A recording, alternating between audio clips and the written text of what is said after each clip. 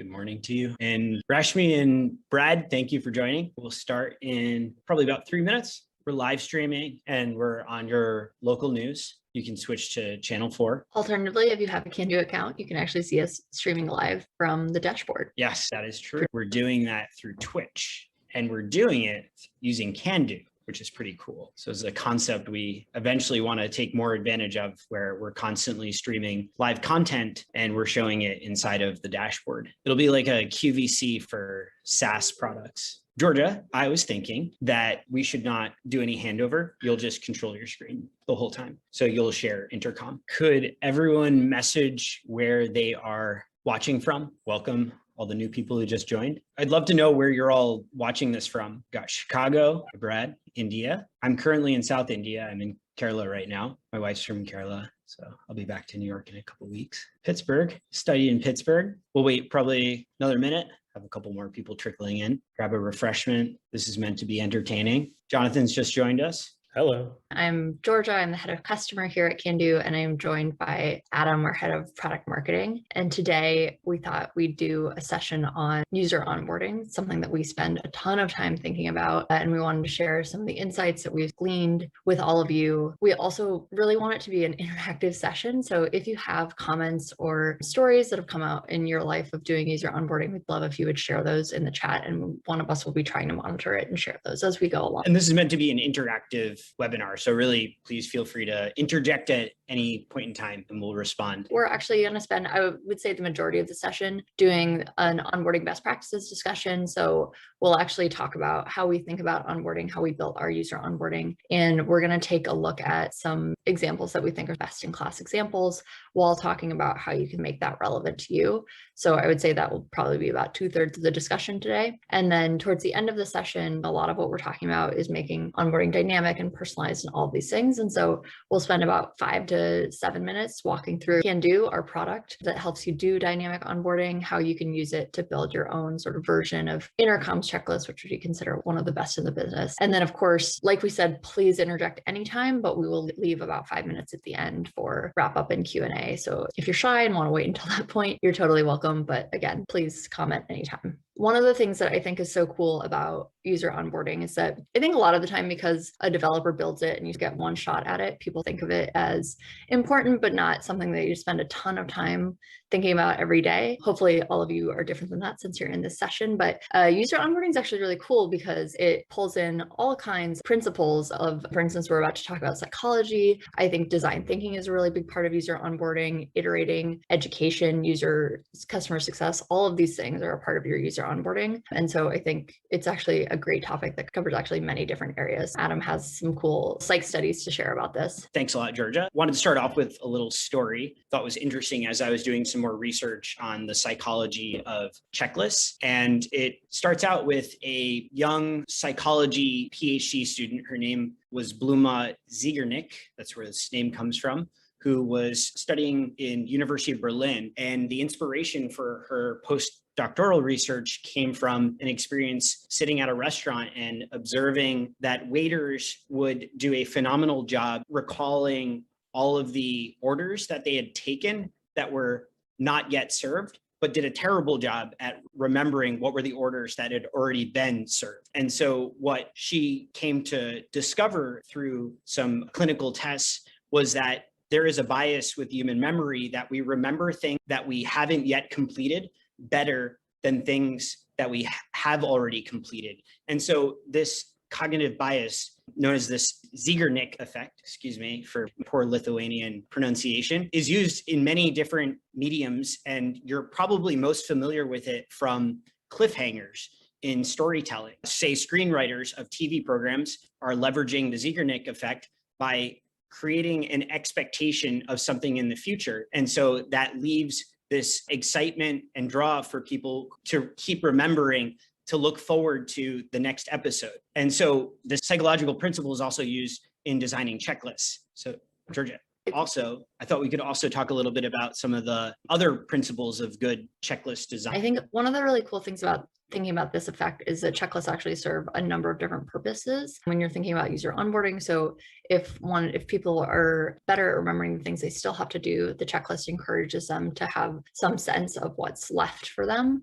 But it also, the nice thing is that typically first things that they've already accomplished don't just disappear when you complete a checklist step. So it keeps you top of mind of what you've already accomplished. And I think, Adam, you had actually another psychological principle that checklists fulfill, which is both our need to complete things and our motivation to complete things increases as we get closer to finishing something. That's right, Georgia. It is called the goal gradient effect. And you were telling me a story yesterday. You have this when you go running. I train for marathons. And so I usually will set a goal for myself for how many miles I should run in a week. And if I have left too many to the last couple of days of the weekend, then there's a much higher likelihood of me missing. Where if I need to run 2 miles on Sunday to hit my goal, I'm pretty likely to do it because it would be a shame not to hit that. I'm sure everyone has examples of this in life where when you make a super long to-do list, this is why they often tell you to focus on the 3 top things that you need to accomplish in a day. When you have a really long to-do list, you're more likely to actually be demotivated by it with the sense that you can't accomplish it all. And keeping a short to-do list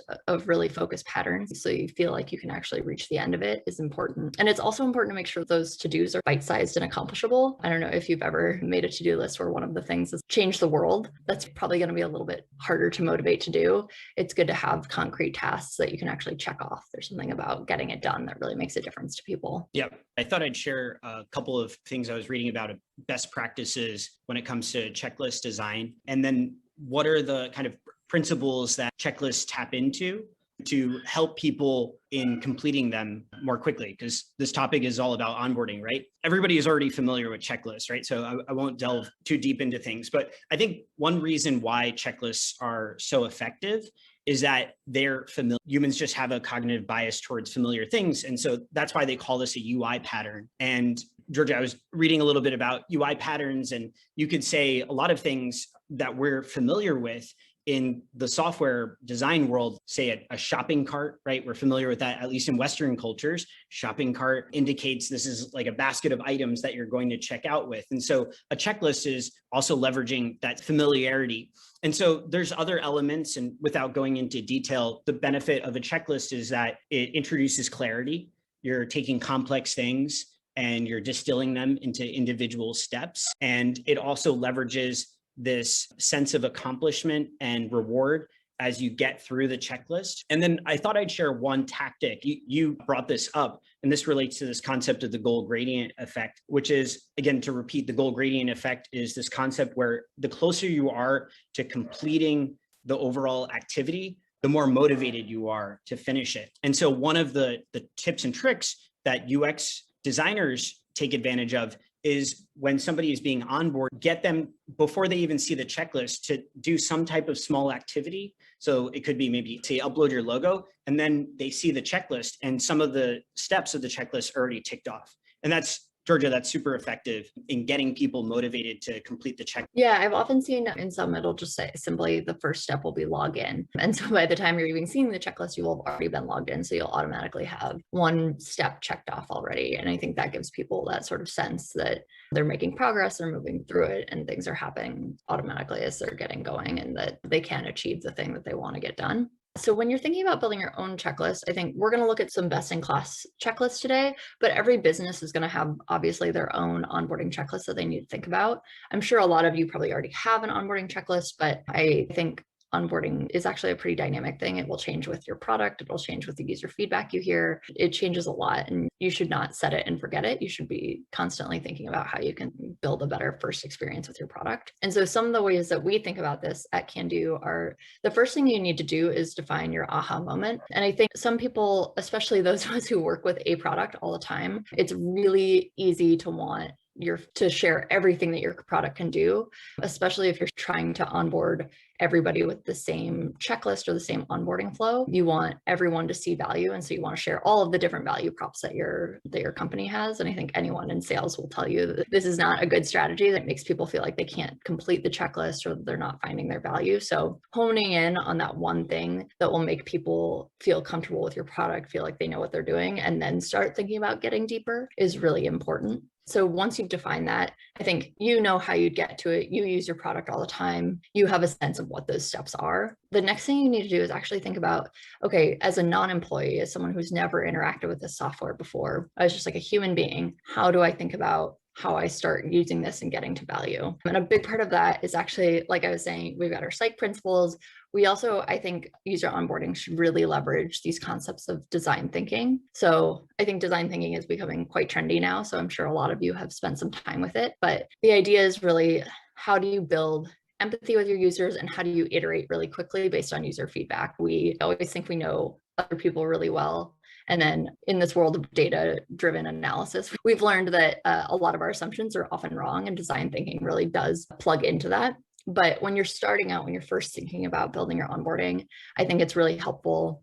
Here's an example right here of a design thinking practice with going to the movie theater. And the idea is Georgia, sort of you start, I think this is called a user journey map. It's a core part of the early stage of a design thinking process before you're actually working with your users. So you'll actually nominate a persona, get someone who you think epitomizes your users or is a typical user, and you try to give them some personality traits and talk about what they're trying to accomplish. So in your case, it would be getting to that aha moment or first onboarding with your software. You think about maybe what their expectations are coming in, and then you break down sort of the stages that they're going to go through, the actions that they're going to take. And then the really important part is mapping out this emotional journey that they're going to go through. So what are the highs? What are places where you've seen people really light up and get excited about your software? What are the lows where people often get frustrated and stymied or might have questions? So like in this movie theater example, if I were a movie theater, I'm looking at this, where's my car is something that people have confusion about. So if I'm trying to optimize my movie theater experience, maybe something I think about is whether it's valet parking or some other way to help people find their cars faster so that when they leave, their last taste of their movie theater experience isn't a negative. You don't want people to tend to remember the end of their experience best. So you want to make sure that you're having a good experience all the way through and accounting for all these little things that maybe you wouldn't normally think about. And then the last thing I would note, along with empathizing with your users, figuring out your aha moment, today's presentation, we're going to spend a lot of time on these self-serve onboarding checklists. But I think onboarding checklists are also very helpful if you have a customer success first model. Sometimes when I'm working with our customers, I talk to them directly, but we'll make up a task list for the next week in which I won't be talking to them for another week or 2 weeks. And there's a self-serve onboarding checklist, the goal of which is to get someone through without talking to another person. But even if you are running a SaaS org that leverages customer success, the onboarding checklist can still be a really great way. Just keep touch points with your users and keep them accountable between meetings. It's not you use a checklist if you're not talking to them and you don't use it if you are. There's a lot of different ways you can think about this, but thinking about your model is really helpful in terms of how you structure this checklist. So you've got self-serve, self-guided, as well as assisted. Yeah, and Georgia, exactly. I thought we could take a look at Intercom real quick. So if I imagine most people would be familiar with Intercom, they're a very popular live chat software. So they're used by hundreds of thousands of businesses worldwide. And inside their dashboard, they have a comprehensive checklist. And this has been extremely successful to their growth because they are, for the most part, a self-serve software, and they have literally hundreds of thousands of users. So I thought Georgia had shared just a couple of things that I really like about the Intercom checklist. So, this guy, Phil, actually, I found out he's not a product manager. I was like, Phil, you did a great job, but actually he's a customer success person. I imagine you collaborated with a PM. So the first thing I noticed off the bat is this is broken down by first order requirements. Here's your quick start guide. And then Georgia, if you scroll down a little bit, you can show everybody watching that there's these sort of more advanced features. So what they've done is they've clustered a group of these most necessary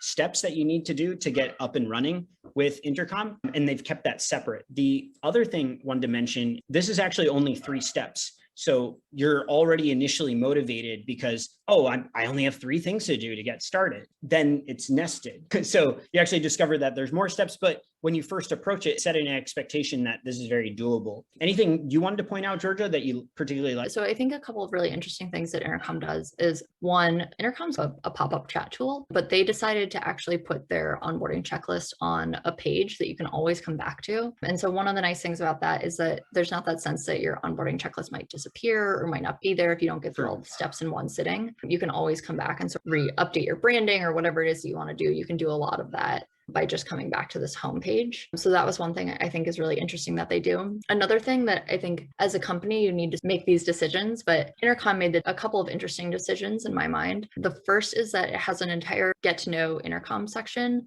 that starts out with a video introducing the product. So they're coming in with the assumption, and I think this makes sense because they have such a self-serve model, but they're coming in with the assumption that you might not have full context on what you're doing when you're setting it up, that you might not have spent tons of time with their marketing materials. If you have a brand where you're more likely to talk to a salesperson first, or if you have a brand where you have one admin who's going to be doing a lot of the setup, then this might not be necessary, and it would be a way to take out a step. So you could lower the cognitive load of how many steps someone needs to go through to get done. But to Adam's point, this is also a really nice way to let someone check something off right away. With this first step, all you have to do is watch a video and hit get started, and you already have checked off a step. So there's pros and cons to the ways that you think about. Another really interesting thing that Intercom did is that they've mixed and matched.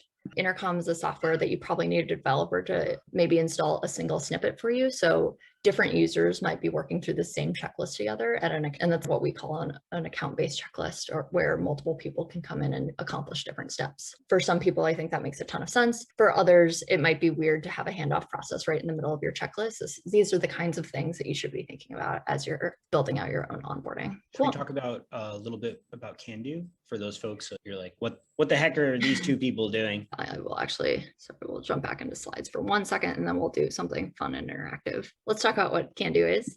It's a really simple concept. The idea is it's just a drag and drop editor that I can use as a non-developer, Adam can use as a non-developer, where you can build little UI components like a checklist within our editor and set it up to match your branding. And then almost like Intercom, you just install a snippet, but instead of being like a chatbot, it would actually be a section of your page. It's like a little website builder, but it can live within, let's say, the homepage of your SaaS application. And the cool thing about this is that now, instead of needing to come up with a perfect onboarding experience because your developer is building it and is not going to come back to it for whatever, a quarter, 2 quarters, a couple of years. And they're done that. We've all been there. We've all had onboarding that had screenshots from an old UI because we didn't get around to updating it. We don't think you need to live in that world anymore. And so with Candu, you can, as a non-developer, once it's installed, go and update it anytime. You can also do something really cool, which is that you can take a home screen or whatever screen where you install Candu and do segmentation and customization. An onboarding checklist is awesome if you are just getting started.